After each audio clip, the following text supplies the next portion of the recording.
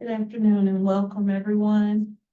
Welcome everyone to the Weston Opportunity Partnership Board meeting for Monday, January 22nd, 2024. We would like to take just a moment to recognize our dearly departed friend, J. Michael Brown. Take a moment of silence and recognition.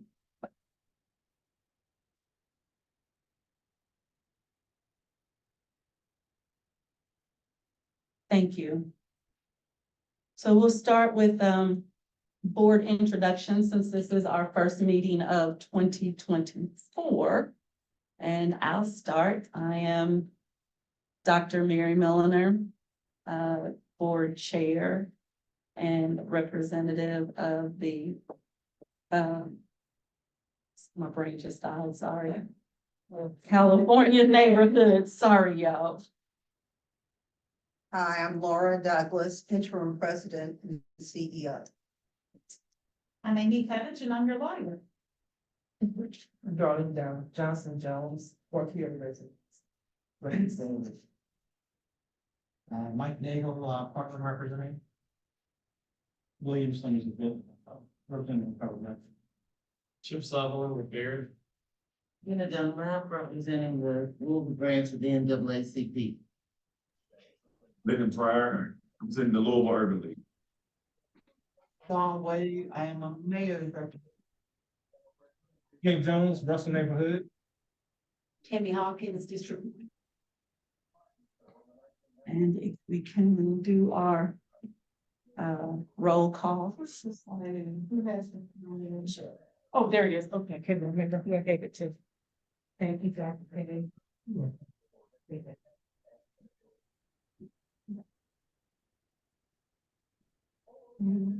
Yeah, good. Like, everyone. So those of you that are online, would you like to go ahead and introduce yourselves as well? Alicia Burns representing the Shawnee neighborhood. Jennifer Hancock, Volunteers of America and Board Development Chair.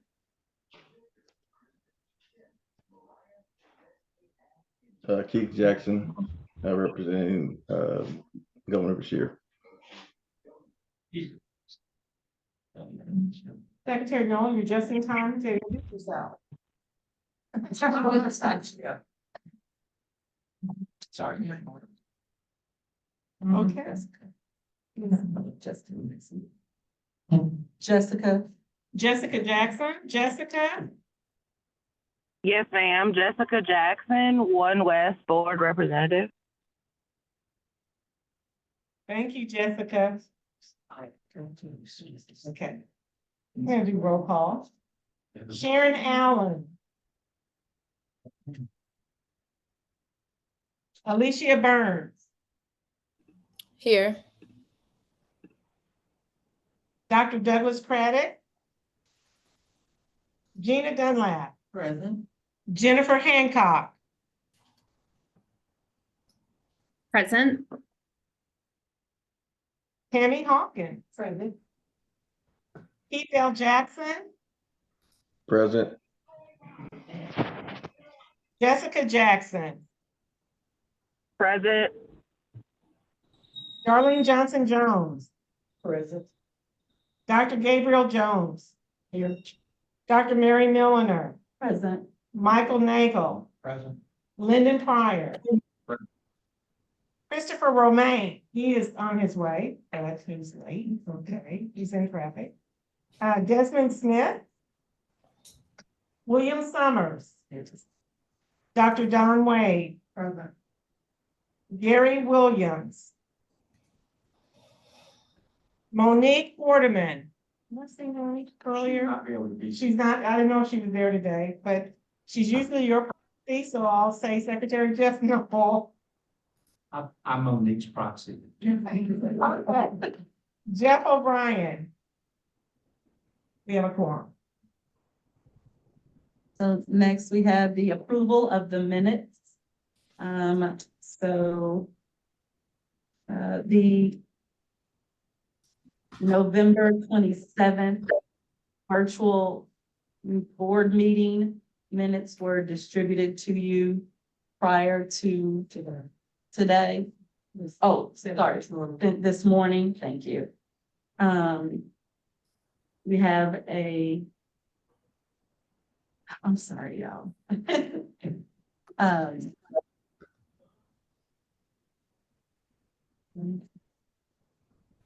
we have someone to, You can just say, the question is on approval of the November 7th minutes. sorry.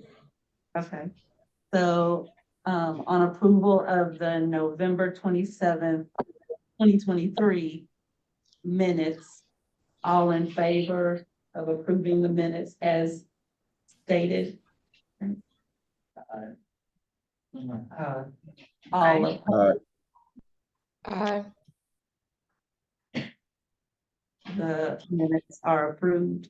And then on the December 13th, 2023 special board meeting, those were also distributed this morning. And on approval of those minutes, all in favor say aye. Aye. Aye. Aye. Aye. The minutes for the December 13th are approved as well. Next, we have our CEO report by the interim president, Laura Douglas. Good afternoon again, everyone. We have been working mightily since we were last together. And you'll hear some really exciting committee reports today that are going to bring you up to date on everything that has occurred. First of all, the L Home agreement is in place and they are off to the races. The feedback from them is that they have an increased request level for property tax payment assistance. And they requested a meeting with me later this week where they want to bring us more up to date on what has been occurred. But they said the demand is clearly up. Part of what you're going to hear today regarding the L Home initiative, report from the communications chair, Dr. Blake. He has some really detailed information for you regarding the public information campaign that was used, all of those factors that were taken into account and tools that were used to get the word out.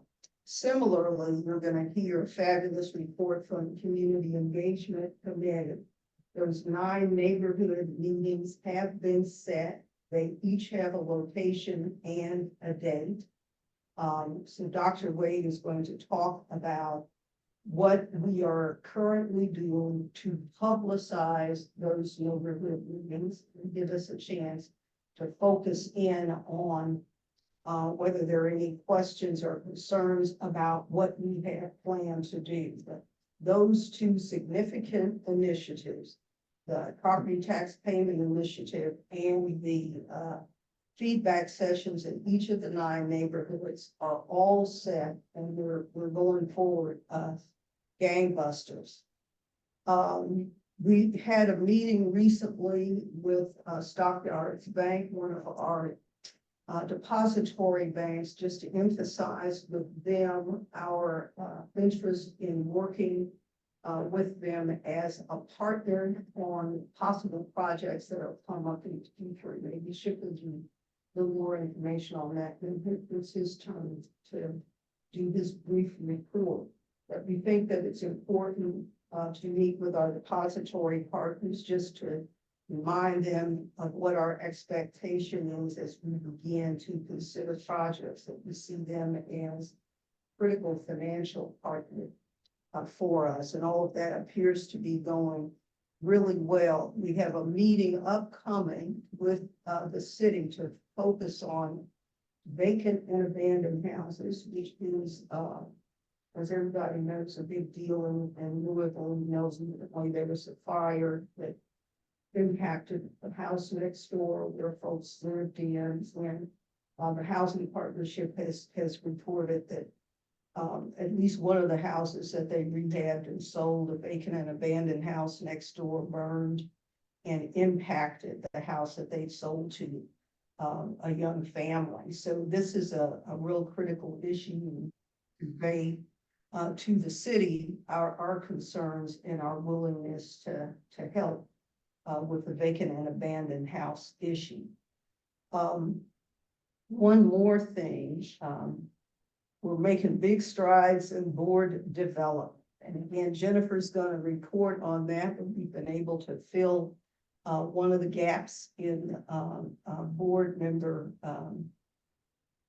for one of the board slots. So we have been very busy from Thanksgiving until today, getting a lot accomplished.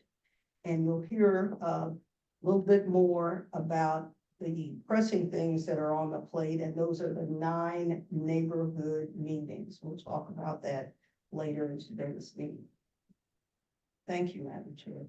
Thank Yeah, before we go, can Chief has to get out of here early. Can he just give a quick finance? Certainly. With some updates and, Yeah, I have to go away that fast, but, yeah, I think that the Stockyards Bank, meeting was important, you know, the whole reason behind that is to, you know, inform them what's taking place at these meetings, and particularly in the 9 neighborhoods. You know, that's kind of where the heart of all this has to get right. You know, you don't get that right and none of this matters. $30 million goes away like that. So, letting them understand where you all are in that is important. And that was the heart of the conversation. Opening their eyes to, I think, it's 13 square miles, and that's a big area. And, you know, when you put something in perspective of, you know, you see Old Henry Road and you see some high-end developments happening there in a little small area. Can you imagine what it would be if it's in 13 square miles? The opportunity for a partner like Stockyards Bank, in that. So that's really what the conversation was, a positive conversation. You know, there wasn't much more than that, other than, you know, we had the same conversation with Republic Bank coming up as well. I kind of, in my role right now, I see that as important in the community, helping where I can, keep that, message out there.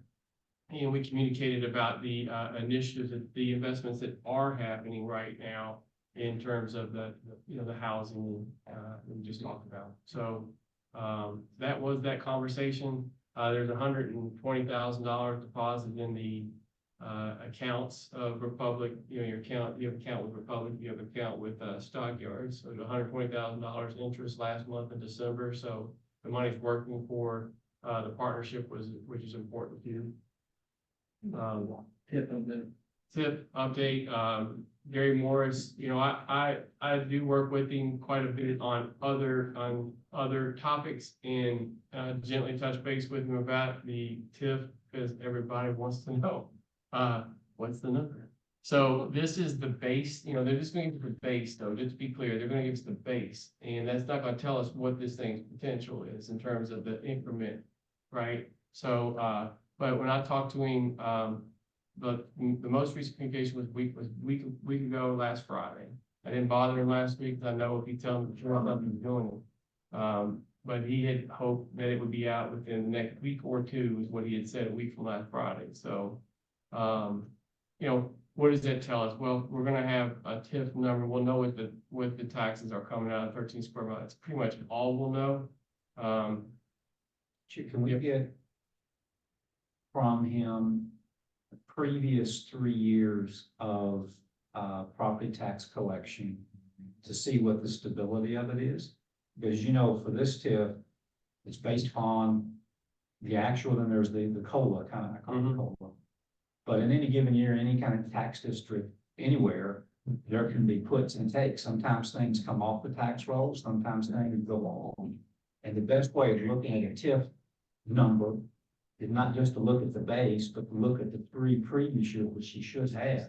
So we understand what occurred in those 3 years, look at 5, but at least it gives some historical context to that baseline. Right. That would be possible. Yeah, I think so. I mean, I think That's all. He should have already had that in. Correct, and with property tax, sure. Yeah, the wages and stuff like that's tricky. It is. That's tricky, but But at least getting a stable trend line and understanding that on property taxes, I think would help in terms of bringing some budget projection. I agree. Have we done anything from the village for that? About the expenses? I mean, you know, the budget is based on where you're spending money right now. There is no basis with which to make an idea, a guessing on what an increment's gonna use. And hopefully that's where the real basis of the budget comes from. But, you know, I see that as my role too, you know, and deal with the arena for a while. It takes a while, but, you know, starting trying to make sense of these TIF numbers when they come out, just trying to get some color on it. So, And we're talking about the number we were trying to get back in November or at the end of October, and we're still Yes, ma'am. waiting on that. yeah, and, sorry. So, I mean, I'm just curious, I know that they're doing something that they hadn't done before, but what does he have now that he didn't have then, or have you just given any context to like, Why? yeah, It's just, the context is just difficult for them to get the information, the wages, and that's very difficult, you know, we met with them, with the commissioner, they had their entire team there, it's not a brushing off. One of the things that, I suggested to him though, would be, hey, when you get that number, why don't you come to the partnership board meeting? And, you know, it'd be good to hear directly from him, Department of Revenue context, so. yeah. But yeah, I mean, how to say, I am 100% confident it's not because they're not focused Oh, on it. yeah, that part, I'm just saying, like, was there something happen that prevented them? I don't think there's anything bad either, like, you know, like they found something they didn't like or anything like that at all. Just making sure it's accurate, okay, I think it's just very difficult okay, and thank you. You may have any questions for Chip? I don't know if I mean, I think that. You mentioned the thing that I'm gonna bring up every time, it's just, we don't have a budget that's been approved, so I get wanting to wait for this, but we are spending money every month on something. It'd be nice for this organization to have an approved budget, even if it's just based off of what the expenses are currently, so not just consistently register that as a concern that we're creating. And let me say in response, it's my usual refrain, a significant part of the budget will be the TIF fund. Because that will inform us about what kind of investments we can make in the community. So without that number, it's impossible for us to have a full budget. The good news is we have routine expenses, and we are at the point now where those expenses are being met by our earnings. So it's not a situation where there's any spending going on that the board isn't aware of. Everything is routine, and we are in the enviable position of having our day-to-day expenses met by interest. That estimate from the cabinet is critical for us because, again, it tells us how much we will have available to invest in the community. And that will be a significant part of the budget. So that's my routine refrain to your routine question. Have our hand up. Okay, let's go. Ms. Dunlap. I'm wondering in relation to both of those, responses, if the treasurer might be willing to entertain doing an interim operational budget. We've got quite a few, I guess, more expenditures than we've had in the last 6 months. I'm thinking about advertising and office space that we're leasing. That's not something that's been customary usual for us, in addition to the payments to our contractors and vendors. But outside of having an investment budget that approaches the million, we're just talking about what does it take to run our daily operations currently? And would it make sense, or would you be open to passing or putting together an interim operational budget? I don't think there's a difference between an investment budget and operation. It's one budget that goes for both. But I do think that, like I said, that would be more of a staff requested exec to put together a budget and then work with the consultant to do so. So I think that what we have said that we are doing, that we've been doing, any expenses that are coming due. The finance committee sees it, approves it, questions it that need to be, and then it comes to the board to do the same thing. I don't think there's a difference between the operating budget and the investment budget, just one budget that encompasses the budget for the organization.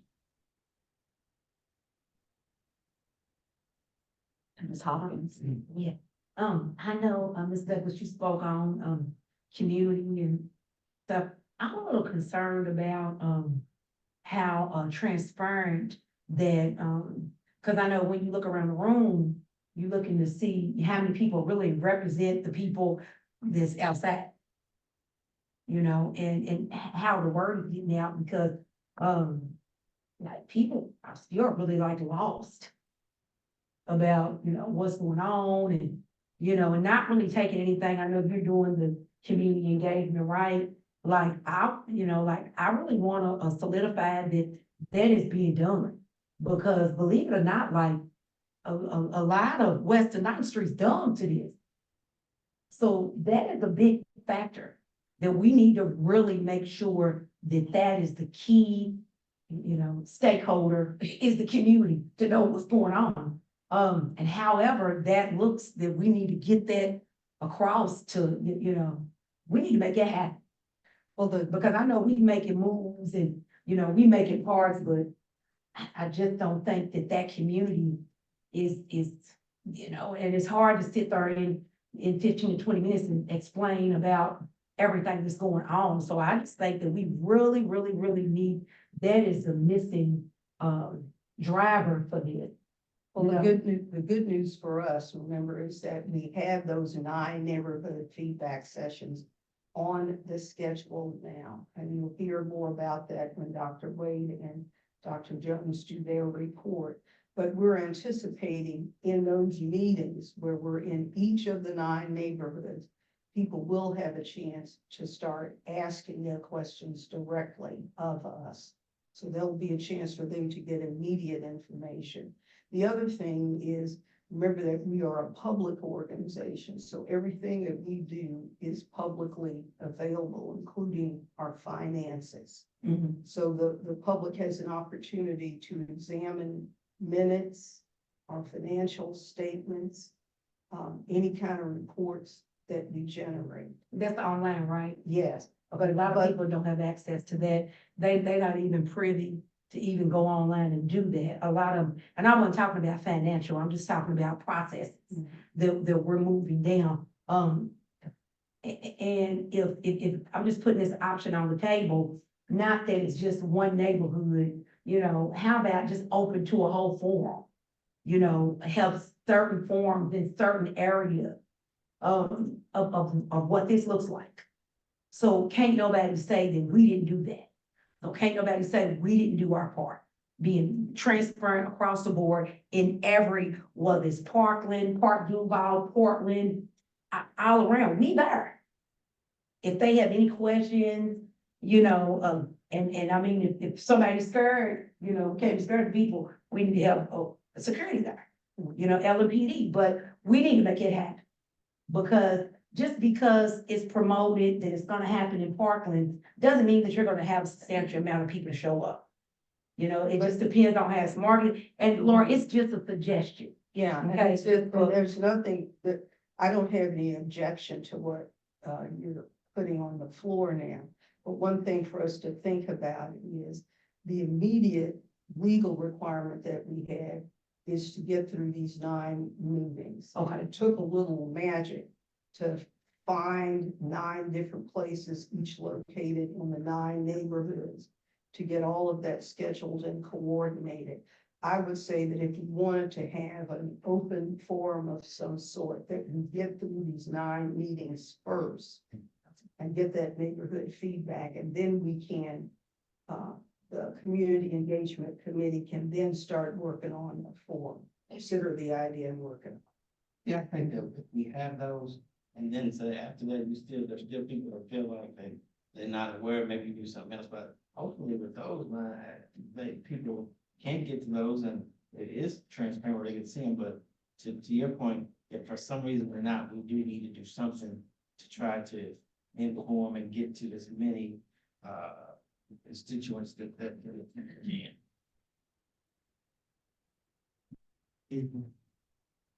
Sorry. Point of clarification, instead of said that all of our meeting minutes and materials are online, and I'm looking for clarification on where exactly, because I don't see those on my list.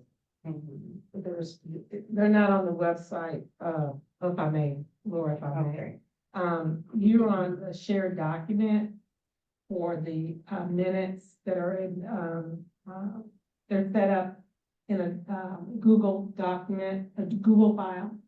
And they're, all the board members are connected that way, but anyone in the public who wants to have access to the minutes, they were on the website. I don't know if they are now, because they're, the web Recordings are. yeah, the Not recordings the- are on there, and the minutes were on there, but now we're in the process of getting ready to set up the new website, so I'll check on those. Some of the minutes are not on there yet. I put them on there once I get Jennifer to sign off on them.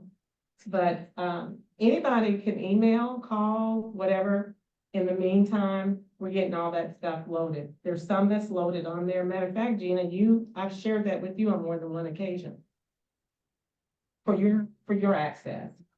So I'm on our website, which is Western Partners right now, and I'm just looking for clarification on where any of the minutes or materials are on the website, because all I've ever been able to see are the video. Okay. But to, Ms. Hawkins' point, you know, I think it'd be great for transparency's sake if people could just go to the website at their leisure Yeah. and have access to those actual meeting materials. I am an administrative junkie, so I keep every slip of paper or document I know. that you send me. Mhm. But that's my private Yeah. file, not Yeah. the public. I understand. But thank you for the clarification. Mhm. So it is over there. So cause I'm making note, I don't wanna tell somebody something that's not true. So it's not on there, Gina, or it's not on there, or just, If someone wants access, have them contact me directly, phone number or email, okay? My plan is to get it on. It may not be. Yeah. Mm, It'll- Exactly. Right now, the website's several months behind. There's lots Mhm. of missing recordings. I mean, I'm of the opinion if somebody has to ask for it, it's not public, because it's a barrier. I think, y'all heard me scream this from the mountaintop several times. You need to get as much as possible on the website and keep it current and have a process for that so that it stays current. so what's prohibiting that? In my understanding, I thought it was the death of the person who was updating the website. Yes. Yeah, and then we got someone else to help, When but he passed we're in away, transition for the there was that website. transition. But I know that the RP for the website, that was finalized, so now they're working on that aspect. And once that part is done, then it should be an easier process to upload. It will be, all of it will be current. But if there's anybody outside of this room who wants that information, you know, I've been here, 2 years, 2.5 years, and some people do email for information or at least, you know, with direction where they can find it. So the important thing is if you all have people who want this information, connect me to them and we can get it to them immediately while we continue to work to get the new website up. Does that make sense? I mean, that's no different than an open request. Exactly. Yeah, if they can, if they want something. all Well, they have I to don't do is think, I don't ask think for it. nobody's trying to do an open record. Right, well, I'm just saying. Some people Western Ninth Street don't even know what they do. They don't, and I don't even, it's not about educating them about that. It's just that they just want the transparency. Yeah, and I just wanna be able to, at the drop of a dime, I wanna be able to be like, here, we ain't had nothing.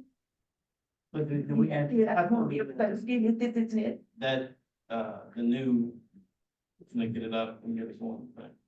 We're gonna start working with them this next week.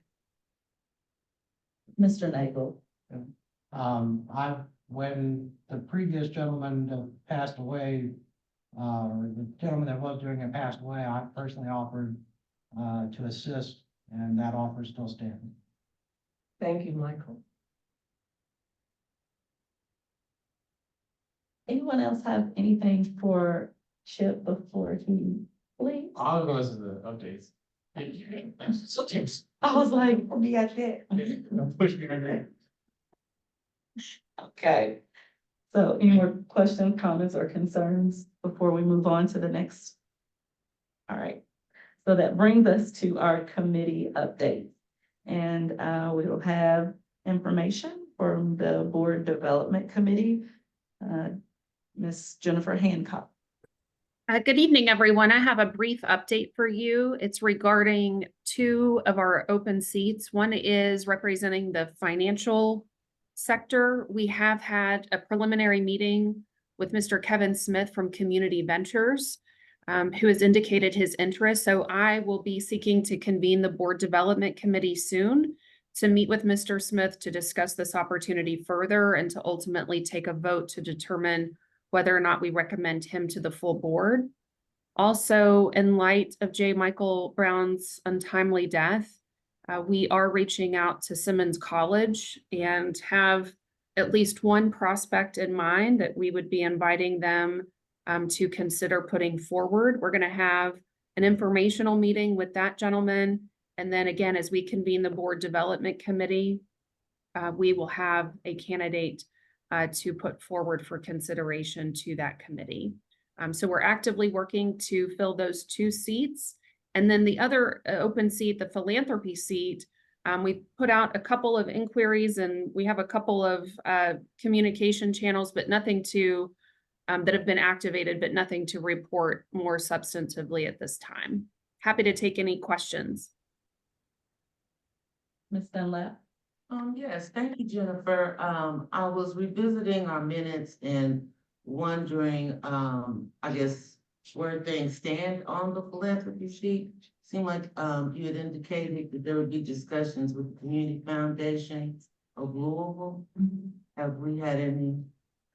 I have traded, yeah, great. Thank you, Gina, for letting me clarify that piece further. Some of the communication that we've been seeking to have is with the Community Foundation of Louisville. We have sent word through their board and to their CEO about our interest in having that conversation. Mr. Gallo and I have exchanged voice messages, but haven't connected yet. So we'll keep working to make that conversation happen. And then just one follow-up question on the Community Ventures potential. Will they be submitting 2 names or 1 name?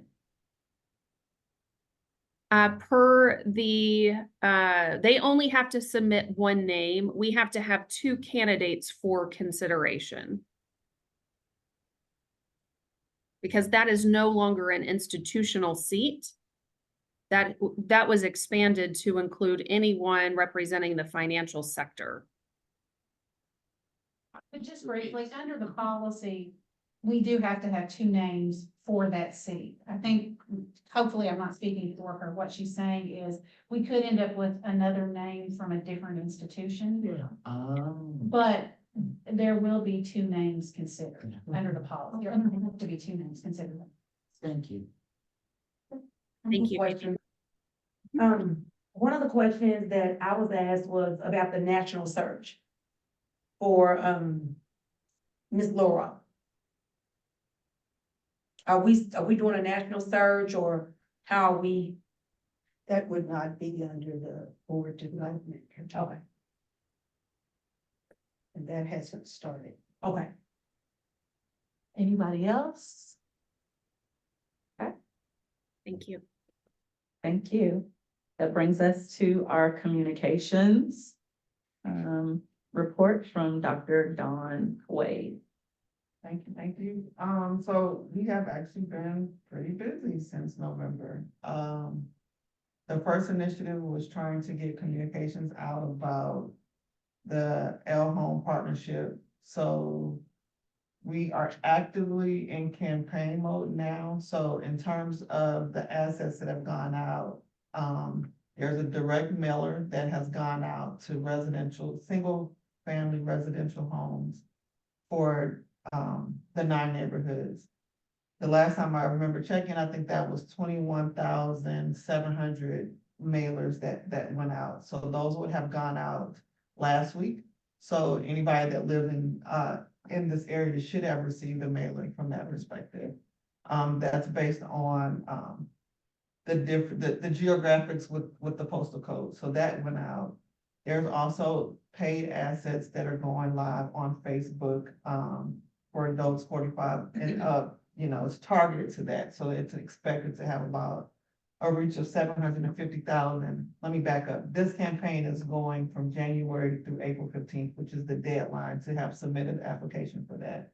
So there are different touch points. So the direct mailers, then their social media.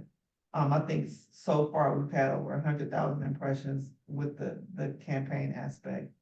And then Laura, as well as Miss Laura and the president from El Home, I think his name is Keith Talley. Keith Talley recorded a live segment for one of the stations. I think it was the Great Day Live. Was that the one? It was LLB, Great Day Live is scheduled. Okay, so they've done that one, then they'll have another one. So there will be live segments that are going to take place throughout the direction of the campaign.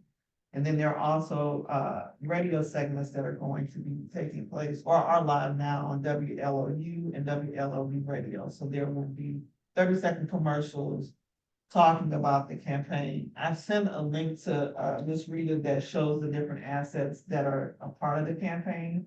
So those are all live. They will run through April 15th, encouraging. And there's also a press release that I think has been sent out already that also talks about the partnership between El Home and the partnership and what it's intended to do. So that's that aspect of talking about the incremental tax assistance. And now we are in the process of finalizing the community engagement meetings. So that one will be going live at the beginning of February. And that one, we'll send out a direct mailer as well to everyone. It'll have some social aspects. And I want to make sure I'm not lying because I don't have that one pulled up. But also we'll do Louisville Defender. So I'm looking at it on my phone. I don't have it shit up. So we'll have Louisville Defender, social media, the direct mail, as well as some radio assets that's talking about the engagement and promoting the meetings. So everyone should receive that. If residents want more information, they're given the email address to contact more information. So that one has been a little rushed because we were trying to get the 9 locations. And there's also a makeup location that's going to happen on April 2nd. So if someone can't meet the other 9 meetings, they can come to the makeup session that I believe will be at the YMCA. So our team is still working through all those assets, but they should be live next time.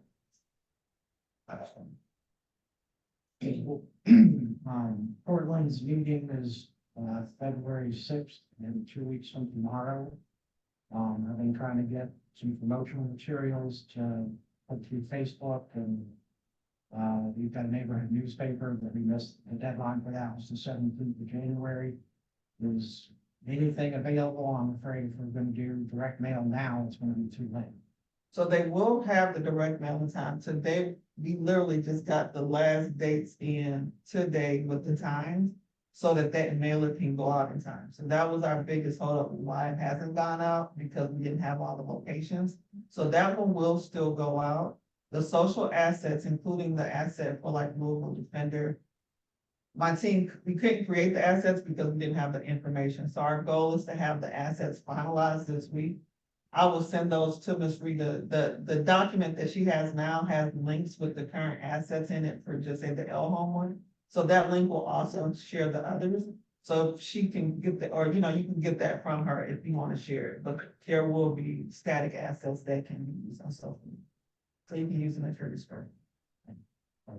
And it does have caption copy too. So like if you want to, go farther with it. Ms. Hawkins. Okay, so do you already have those, dates available? Yes. Okay, and you said that you already sent them to Ms. Rita? The dates, I didn't book the dates, so she's been working with, I think, several other people within the community, so we just got the final, the list. So she can definitely distribute that to. So you did the graphic part, right, for our information on it? Is there any way that we can put an actual telephone number on there as well as just an email for more information? In terms of the mailer, that's done, that's out already. Because I wanted to put and ask each council person to put it in their newsletter. You know what I'm saying? Yeah. So would you have that? That's on our, that's on our list too. That's one of the things that Laura and I talked about for each of the council people. So I'll get with you, Tammy, Okay, directly with that. okay. Okay. And can we get a number on there? Some type of, any type of number, so I can give, like, if it's a senior citizen or somebody who is not privy to We'll email, get your they can number. call somebody. We'll get your number. Okay, thank you. Okay, Mr. Pryor. I was just gonna ask, when you give the assets, you can just send them out to the full board, because I know, for instance, from the league, I'll run ads, I don't know how many run, but I'll run them from the league site, that way we get as many people as possible, I'm sure the list of people put them out. And so just as soon as they're ready, since it's all the assets, and we put them up, on our different site. And then definitely for the mailers, how many mailers are gonna go out? Based off of the zip code that we have from, what is it called, Louisville, PBA, or, Property value. yes, I think it's PBA. The estimate that we had, that for single family homes within that geographical area, there were 21,763. I'm sorry, just a quick reminder, can you make sure that you're speaking loud enough for everyone to hear you online? Thank you. So we went with. Maybe this is also a question. We gave. I understand we're targeting those folks who are owners and owner occupied. There are a lot of people who've been longtime renters or long-term residents. Can I ask you a question real quick? Are you talking about the L home mailers or the community? Which one are you talking about? Both, it's the same distribution. Yes, I'm talking about particularly for these community engagement pieces. A whole lot of people who are not owners, but who are longtime residents. Yeah. And so, I'm gonna mention. yeah, so how are we not accommodating those folks? And that is both an engagement question, but then it also becomes a budget question. I know mailers are a lot of money. And so I guess that is a question for the group, like how do you compensate for all of the folks? Because our renters are still not gonna be caught by social media, they're not gonna find it on the website. They're gonna be relying on something that shows up in a mailbox, or that they see on a poster or somewhere else. And so how are we connecting regionally?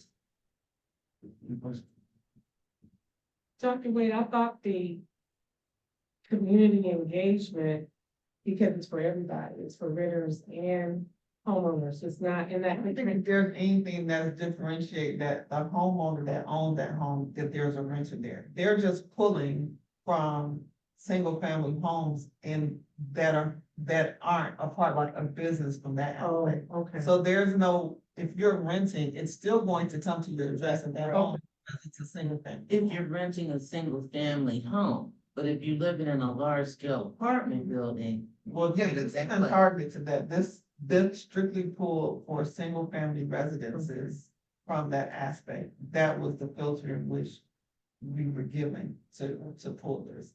So if it needs to be done differently in the future, that's for discussions, but from this aspect, we don't have enough information from PBA to even be able to pull it in that capacity.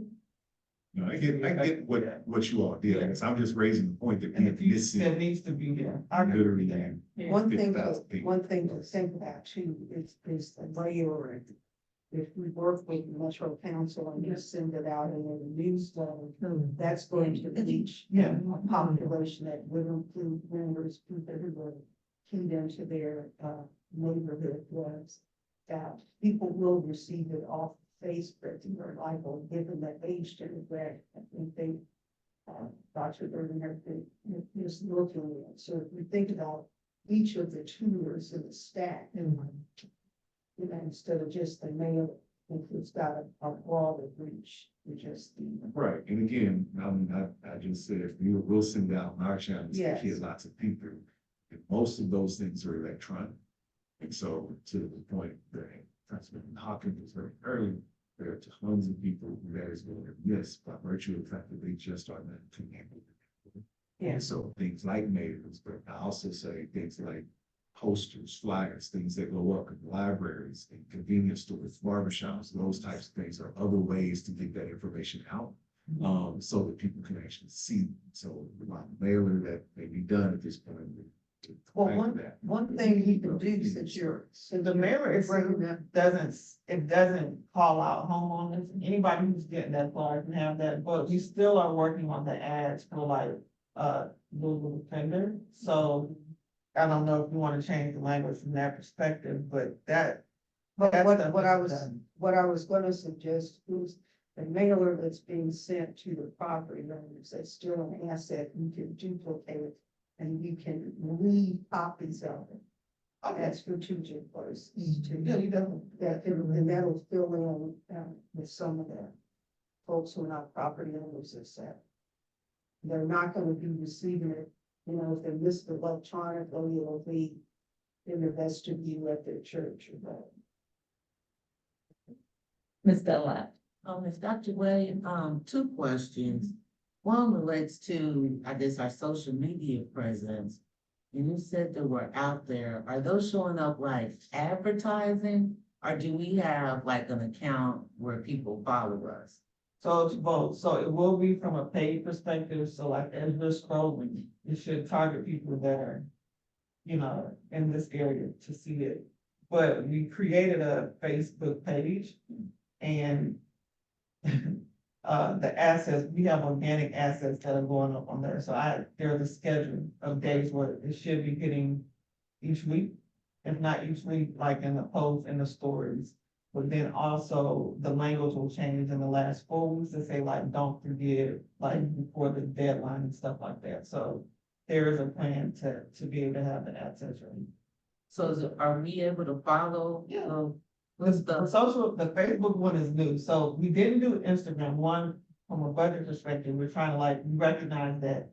With this population, more on Facebook, so we chose to do Facebook, there was not a Facebook page set up, so that was done like the last week or two. And it's a lot to keep, like, especially after the last election, Facebook has very stringent policies with setting up pages and doing paid promotions, so. Ms. Rita has been going through the ringer to get this page live, but it is live. I think that we posted at least 1 or 2 assets. We put the banner up, but there is a plan for that, so you can follow it. What's the Facebook is there? It's West End Opportunity Partnership. The full name? Yeah, so that's one of the other things that has been in process. But, yeah, it's just been a whole. Yeah. And then just the other question is probably, this is not really probably following you, but I guess a week ago, I was delighted when I got a flyer for the property loan program in the mail, right? Yes, that's the mailing sheet. Right, but then it confused me because I don't live within the footprint of the Western Opportunity Partnership. Which is it though? 40203, but I'm east of 9th Street. So I thought that was. There is some crossover because even like 40202, there's some small residences. And so when we talked about that with the media team, I said, I would rather it hit some now than restrict. So it did not go across the city? Oh, no. Okay, no, because that was no, my concern too. Had targeted that. There was, like, one of the things that we struggled with is because there was a strong desire to have dedicated assets for California or Chickasaw, but the zip codes don't work that way. Right. So you don't have 9 distinct zip codes.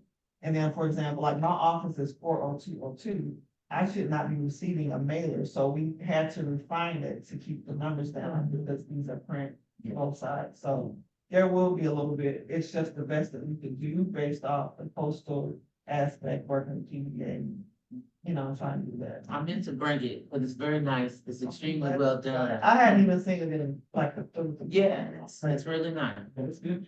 Let me say too, that, Dr. Wade and her folks have done absolutely fabulous job working on this with us. The number of drafts that they prepared for review, the good advice that they have given.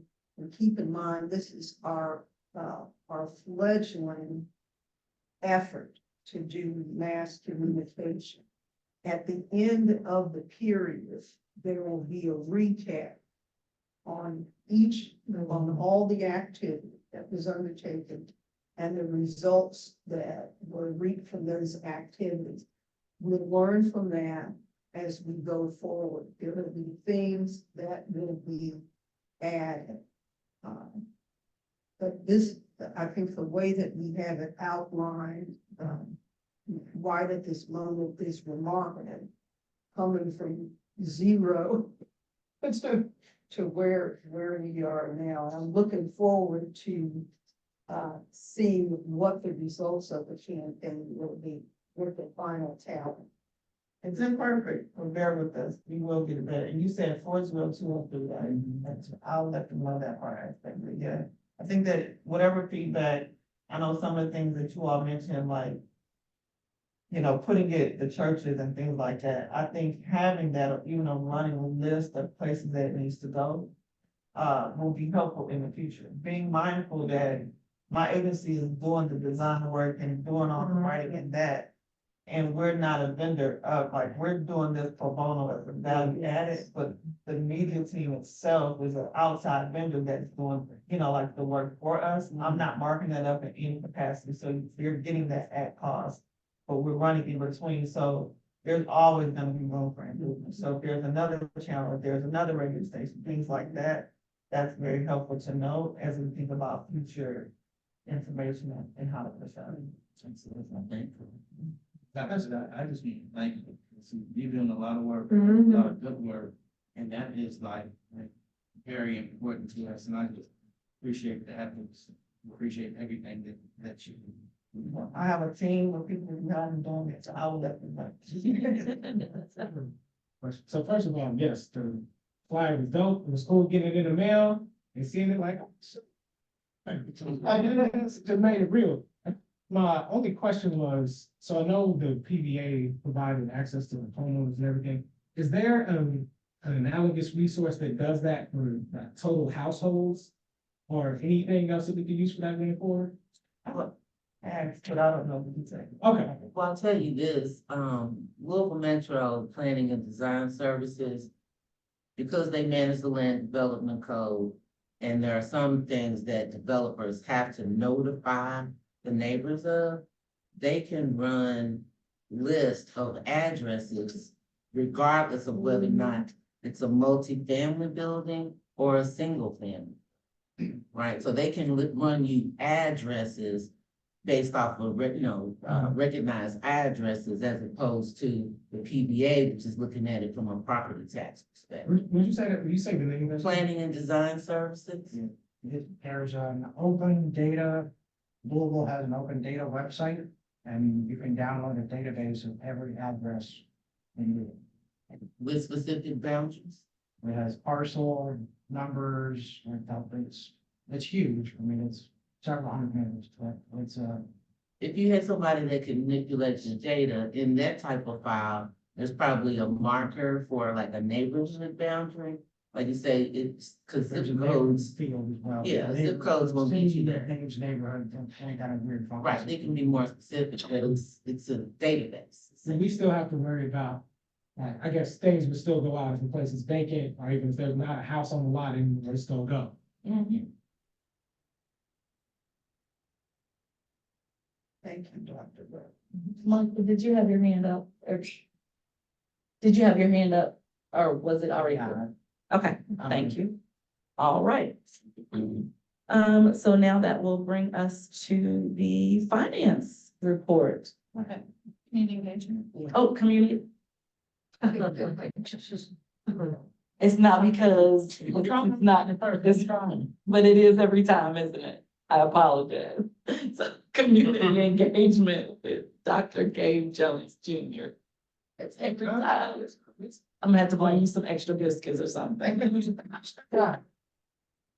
So Dr. Wade covered a lot of the subject matter, but as has been discussed already, we've been meeting over and over and over and over and over again at this point to talk about the 9 community meetings, which are now scheduled. The first of which is in Mike's neighborhood on February 6th. So the first thing I will say is that those are open and available to everyone here. So to the extent that you can lend your presence to any of those meetings, please do.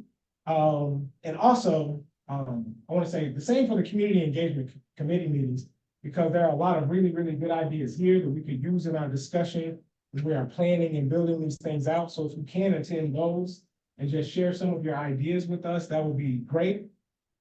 One of the concerns that arose when we talked this through, I think November, was how are we addressing the virtual option and how are we allowing access to folks who want to be able to participate or share their ideas for their community, but they can't necessarily attend in addition to the extra meeting that we're having. And so we discussed that quite a lot. The main concern again was preserving internal validity. So making sure that the people who are reflected and participating are the people that we want to be participating, which is neighborhood residents.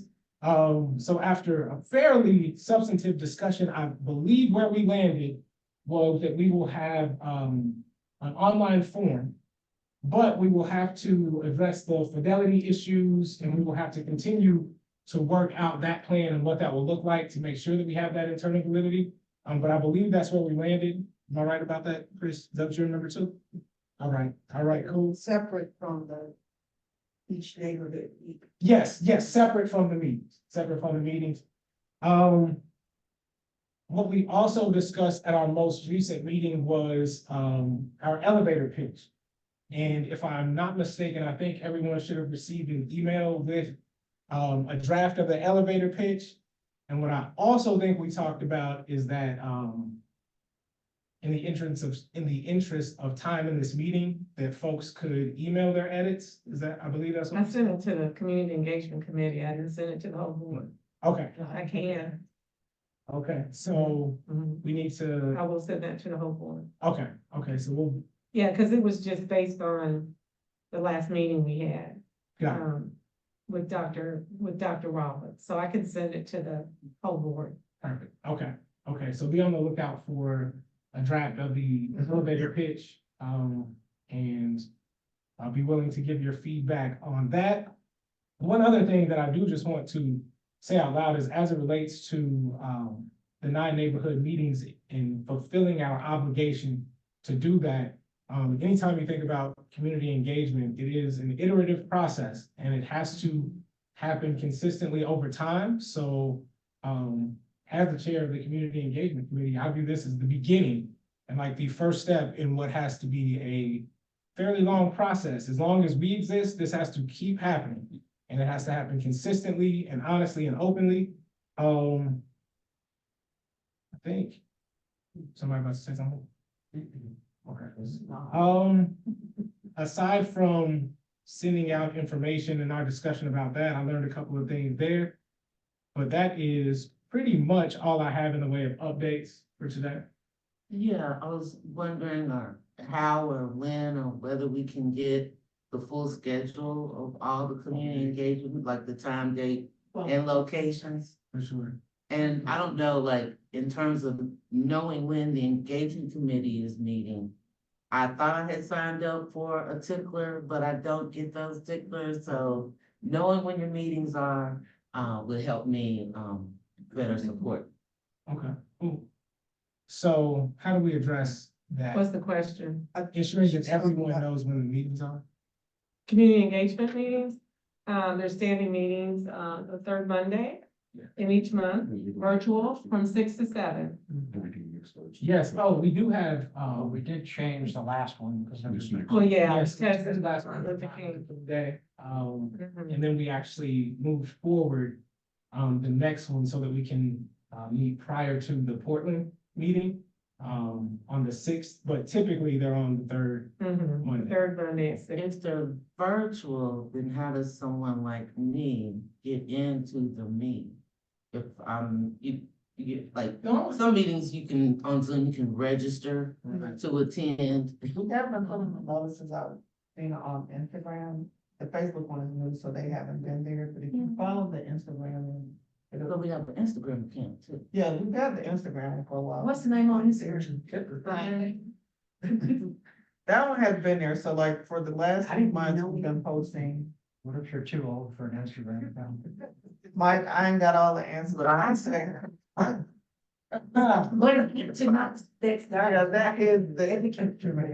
Yeah. So the Facebook one is New Jingle, but they have, my team has been posting those for several months now, so it helps me, cause I don't look at all of them, we put them out based off of the schedule or whatever, but yeah, that's all I have to. But can you sign up? Well, give you the little URL, you just have to type it in and then, we're trying to make sure Yeah. you don't always get it in too far in advance, but as soon as you get it, you can try to post it so that it will pop up. Yeah. Thank you. To close the loop on one more thing you asked, at the conclusion of our last meeting, we still had to confirm a couple of dates and locations for the final meetings, but I don't think it would be an issue. Can we send those out to the whole Yes. board now? They were, everything is just confirmed today. Okay. Rita just said when we're adjourned here, she will email the whole schedule. to Okay. everybody. Okay. Okay. The dates and the locations. Before, I guess. We will allow residents from other neighborhoods to attend if they, so if somebody can't go to Cap Point, but they're like, I'm available to go to the one in Portland, they are free to show up, participate. This is interesting. So when we discussed this past week, the contingency that we built in was if there's a meeting that for some reason has to be, canceled due to weather or snow or anything like that, that the folks from that neighborhood can attend one of the other sessions. I think, at least preliminarily in our discussions, we wanted to limit residents of each neighborhood to those particular meetings. However, I think if they can't attend their day, we do have the extra one built in. A makeup day. But I think that's where we had landed up to this point. I think it's encouraged that people come to their neighborhood meeting, but Yeah. nobody's gonna be checking IDs, are we? Yeah, but I mean, and I guess that's my point, is I think it's important that we provide as many opportunities for people to engage as possible and not limit the number of opportunities that people have. Because people got schedules, they got lives, and so they just may not fall in line with the extra or the day for theirs, and so they can go to another neighborhood. I think it's important that we tell them, like, if you're a resident of West End in one of these 9 neighborhoods, show up at a meeting. So here's the conundrum. I live in Portland. Someone else lives in Shawnee. Shawnee shows up at Portland's meeting and is very vocal about Shawnee. Is that fair and appropriate? Right. Or is it more appropriate for us to have a 10th makeup meeting? Where if you have a conflict in your neighborhood, we have a makeup meeting where anybody who missed their meeting, their neighborhood meeting and could not come, comes to that 10th meeting, and we're prepared to take information from everybody. The issue becomes, we have an obligation to get a fair feedback from each of the 9 neighborhoods. That's our obligation. And the people in those 9 neighborhoods have a fair expectation that they're gonna be meeting with their neighbors to voice what their neighborhood needs. So, So the way that we determined to address that was to have the 10th makeup. so here's, I guess, what would be my response to that. That is a facilitation issue and not necessarily a question about the meeting.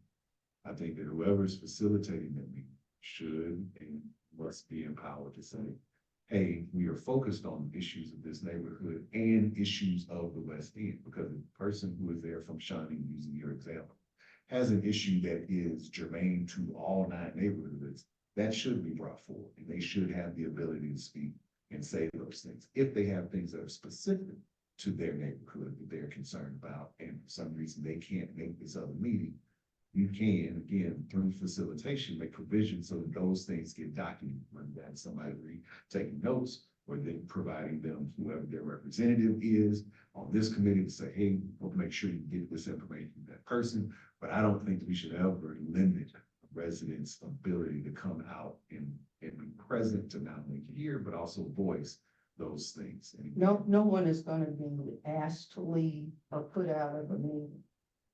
The issue is dealing fairly with people. They're gonna be at the first part of the meeting, part of what, Dr. Rollins is gonna go through is the ground rules and the expectation that the folks who are there represent a specific neighborhood. If there's somebody who's there from Shawnee, and they're at the Portland meeting, they're not gonna be hustled out. The issue becomes whether or not there is an opportunity to really have a focus on the people from Portland. Now, I think we all are aware too, that there are gonna be some overlapping interests. There are environmental issues that people are gonna talk about. There are housing issues. There are after-school issues. There's daycare. It's likely we're gonna hear the same thing in each of the 9 neighborhoods. But in good faith, our legal obligation at the end of the day is to be able to say, this is what people in Portland told us they want. So we have to have some way to control that situation so that it is in fact individual feedback from each of the 9 neighborhoods. So again, that's why the committee came up with the idea of the 10th makeup day.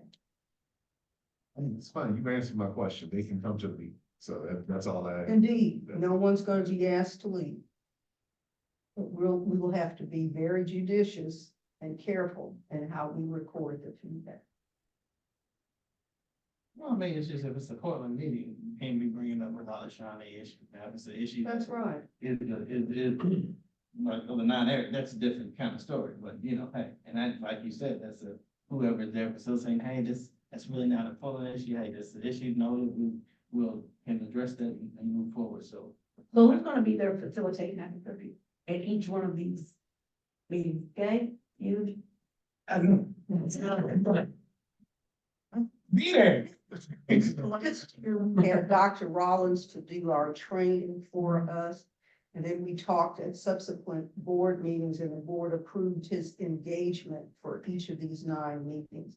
So he's going to act as the facilitator. I'm going to be there to welcome people. And then we'll focus a little on the elevator speech. We plan to have refreshments for people so they feel welcomed.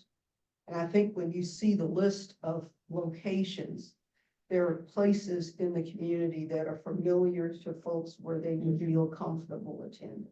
So each of the representatives from each area are they? You can come to all 9, or you can just come to your neighborhood. But that person that represents for the meeting is that should be there, right? At minimum. Yeah, Should at be minimum, there. yeah. Oh, yeah. Yes, but you Okay. can- That's the Yeah, okay. expectation. To Take you to the meeting. You can come to all 9, all 10, but at a minimum, the rep from that Right, neighborhood. that's what, yeah. So we do have a representative from our man, right? Yes. Other questions? I invite everybody to Portland on 30 at 1800 Portland Avenue. Tell all your friends.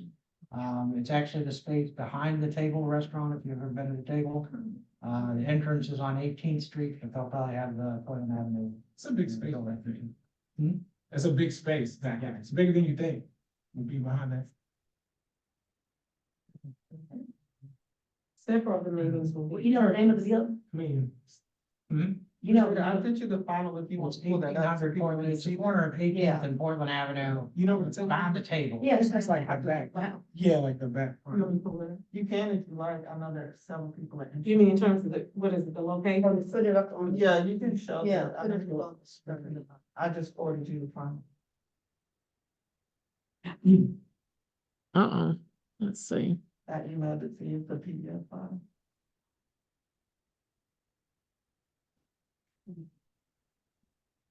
Oh, it's in the email. Yeah. Okay, let's see. I can get to it.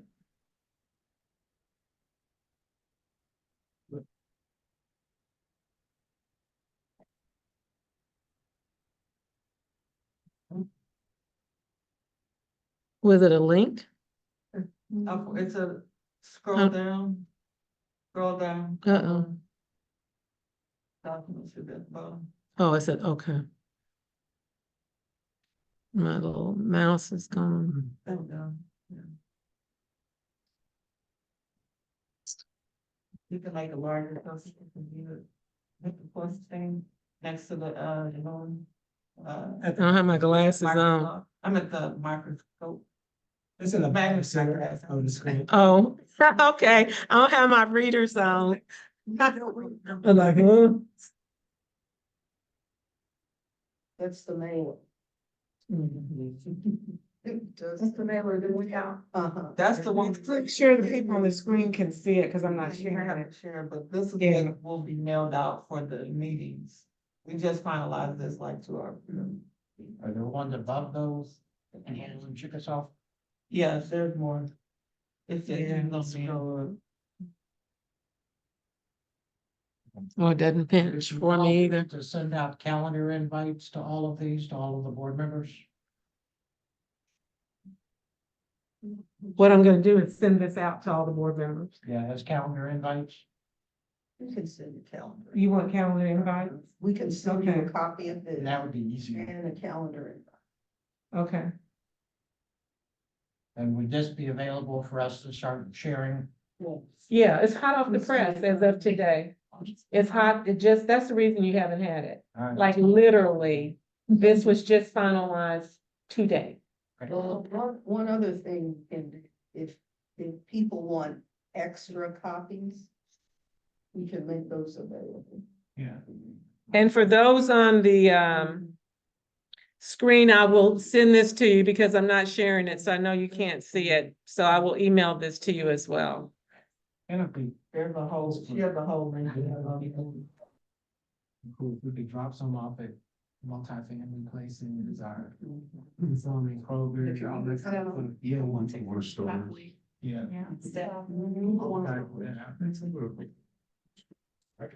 Oh, I'm back to that. I'm just Any more questions for you? Any more questions or comments for Gabe Jones Junior, Doctor? All right, thank you very much. Again, apologies. It's all good. Well, that takes I'm us- just teasing. That takes us to the financial report. Yes, ma'am, thank you. I think the financials, the balance sheet, income statement, everything was met out for the November and the December meeting. We did have a finance committee meeting.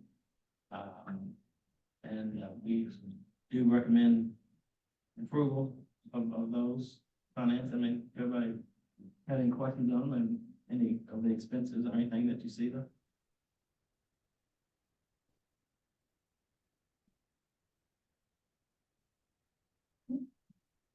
If nobody has any questions on those.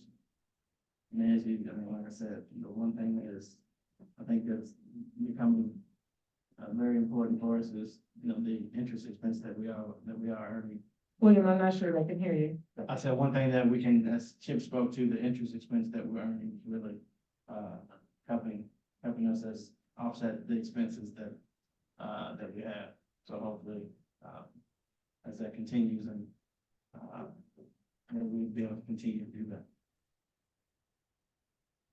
But like I said, yeah, I mean, I guess the finance committee did vote to, approve these, so I guess we just really kind of need a vote to approve the financials for November and December. Okay, so I'm sorry, all in favor of approving the November and December financials for 2023, say aye. Aye. Aye. All opposed? The financials are approved. Move forward, Chip's made his report, I guess we need to, get a, motion to move into closed session. Yes, we need to move into a closed session for the purpose of discussing a personnel issue which might lead to the appointment of an individual employee under KRS 61.810(1)(f). So move. Second. I'm going my exit. Deal. Oh, you're Yeah. right. And we have to stop, pause the, recording now. Do.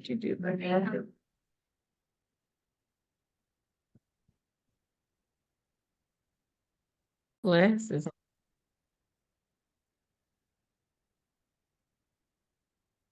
So, we are now back into our regular session and, do I have a motion? Sorry, losing my voice now. I have a motion from someone to table the discussion or I make a motion to table the employment contract discussion that was had until we can do two things. One, we have asked that because it was brought to our attention that this may not, we don't have a physical copy of the initial contract. So to make sure that we're being transparent with all the new members, including even myself being an initial member, to make sure that there's nothing that was changed from the initial contract. So there are certain individuals who would like to view the initial contract and do a side-by-side comparison. Amy is going to conduct that comparison so that we ensure that there's nothing missing from that. And then we are also asking that points 4, 5, and 6 under the duties be combined so that it shows that Ms. Douglas is supporting the search for the new board CEO. So we're asking to do that. Once Amy is able to do that, then we have intent to have a special session to then make the vote. So we're asking to table the vote until we can confirm that the contracts are the same to then move forward. So Second. a motion to table. Is a table or postpone, what's the correct terminology? Just curious. This would be postponed. Postpone. Motion to postpone until Amy can do her due diligence and then report back so that we can then make the vote. in a second. Second. All in favor of postponing the vote to change the contract so that Ms. Laura Douglas is a permanent employee or an employee of the partnership. All in favor, say aye. All opposed, Aye. motion is postponed. Sorry, I was almost gonna say table again, postponed. Okay. Which brings us now to old business. Any old business?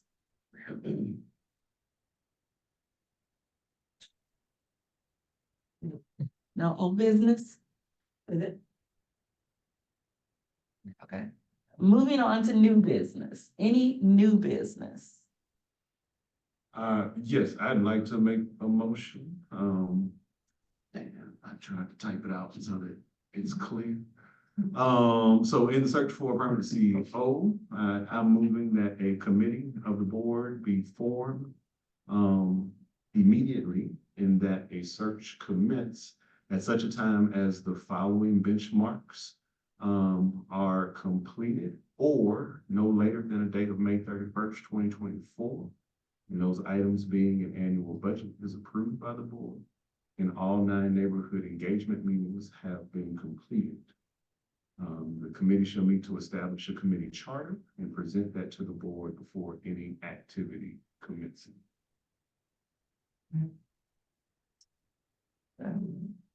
Second. Ms. Dunlap, second. All in favor? May we have discussion? Oh, sorry. Yes, Ms. Dunlap, thank you very much. Any discussion? You want to do a roll call vote? Roll call vote. I said, do you want to do a roll call vote? No, no. Okay, any discussion? I don't know if the date needs to be, I mean, I think that date may need to be moved, I don't know, so we can discuss a date. That's the first I heard about a date. I don't think we need a date in there. So I'll say the date is based on, one, the 9 neighborhood meetings should be completed well before. And we're expecting, based off of your report today, that we should have the TIF numbers back well before that date, and therefore have a budget in place. So that, But again, I don't know, I you understand. do the thing, so I don't wanna, I'm not gonna vote if it's gonna be a date, I'm not gonna do that.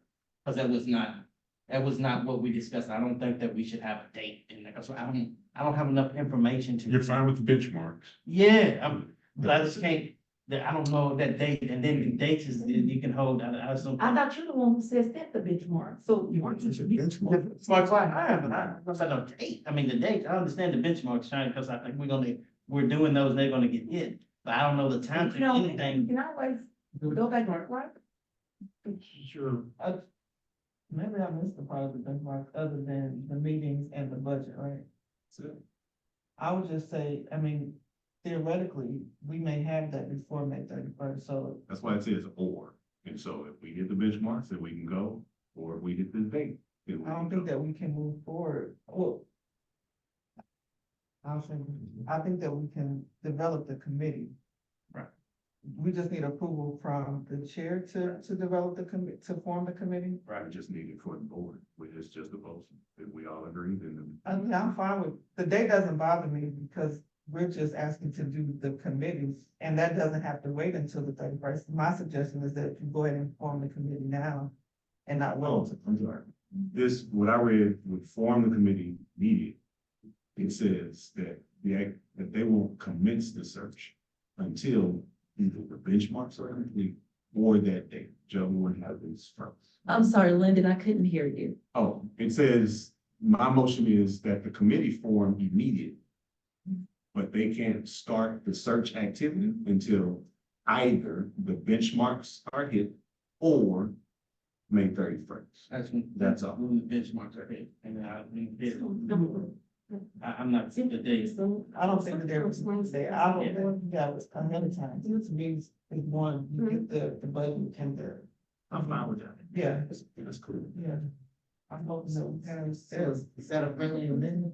Friendly amendment, accept. All in favor? That's fine. All I'm sorry, opposed? Chair. Can he repeat that? I heard bits and pieces from where he's sitting.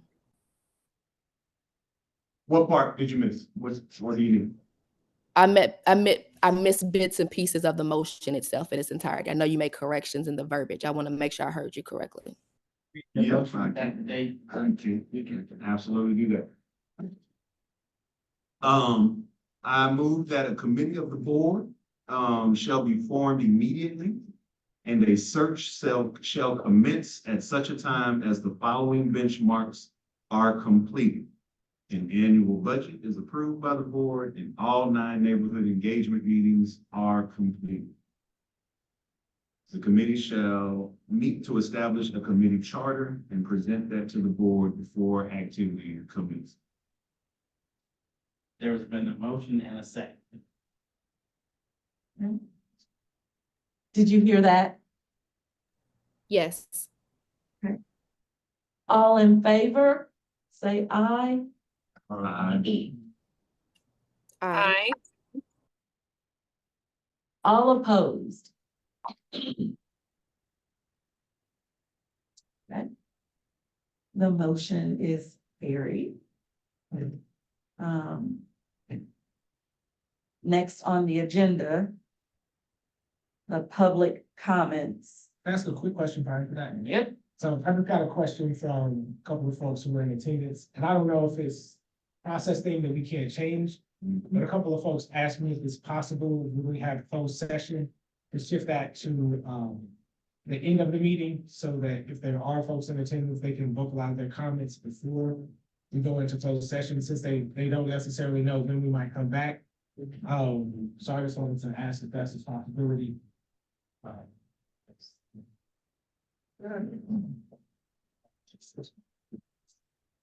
Yeah, it was just a question, I don't know, nothing more than that, just to put that out there. Madam Chair, can I make a quick comment? Yes. This is just a point of personal privilege because my husband is working on this. But at the Southwest Regional Library, there will be a performance from Simmons College to kick off their Black History Month festivities on February 3rd. It's gonna have their band and their dance team free. So just wanted to, just a couple of flyers up there, but it's at the Southwest Regional Library and everyone is invited. And it is a performance from one of our partners in the partnership, Simmons College. That's all. Just wanted to get that out there. Thank you. Thank you. So that again brings us to our public comments. We have time for 5 participants to make comments at 3 minutes per participant. We don't have anyone here in the hallway or online. Okay. Hello. Yes. I just have a quick comment as a different hat, a member from the public.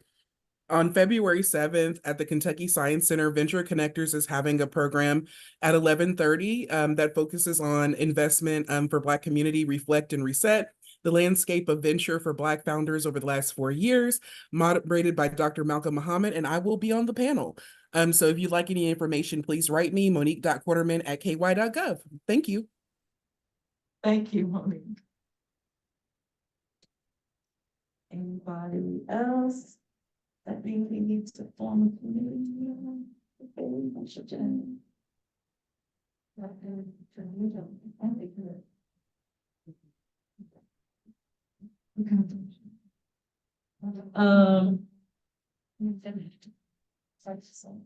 Yeah, okay, so that brings us to our adjournment of the meeting. We will form a committee for the search committee.